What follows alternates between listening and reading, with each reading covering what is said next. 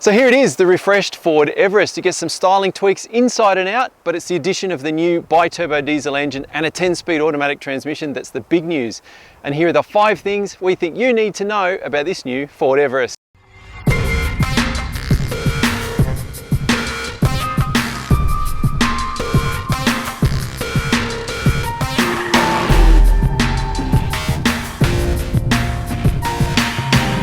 Number 1, so the exterior changes aren't huge on this refreshed Everest. It gets a new front bumper and a new grille design. Also gets a new rear bumper.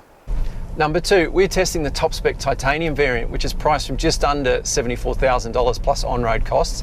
It's pretty well equipped. It comes standard with 20-inch alloys, although you can get more off-road appropriate 18s for it. You've got a tow bar at the back there, leather interior, powered third row seats, heated front seats, big dual pane sunroof with a powered blind. You've got plenty of active safety too, autonomous emergency braking, blind spot monitoring, traffic sign recognition, and also cross traffic alert. Number 3, the Ford Everest is a big, roomy 7-seat four-wheel drive, and so there's plenty of room for 3 adults across the back. There's also climate controls and power outlets too, but the third row is definitely best left for kids. There's almost no leg room or foot room for adults, even if you push that second row seat forward. So the front seats in the Ford Everest are nice and comfortable, and there's really good vision right around the car. You've obviously got Ford's latest Sync 3 infotainment system that carries over from the old model, and you can do pretty much everything on that, all the climate controls, all the audio controls. You've got Apple CarPlay and Android Auto in there too. That said, I do like the fact that Ford has got physical buttons here still. They are a little fiddly to use though, and the color of them does make them blend into the background a little. Number 4, the titanium that we're testing can only be had with the 2-litre bi-turbo diesel engine. Makes 157 kilowatts and 500 newton meters of torque.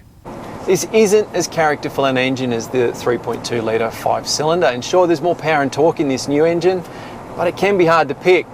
And at a steady throttle, the 10-speed automatic transmission is nice and smooth, but around town or in undulating terrain or into and out of corners, the shifts can be a little bit slurred. In terms of its ride and handling, the Everest is probably the pick of these large ute-based four-wheel drives, if that's not damning it with faint praise. Its on-road ride is really comfortable, good body control through corners, good bump suppression as well at all speeds.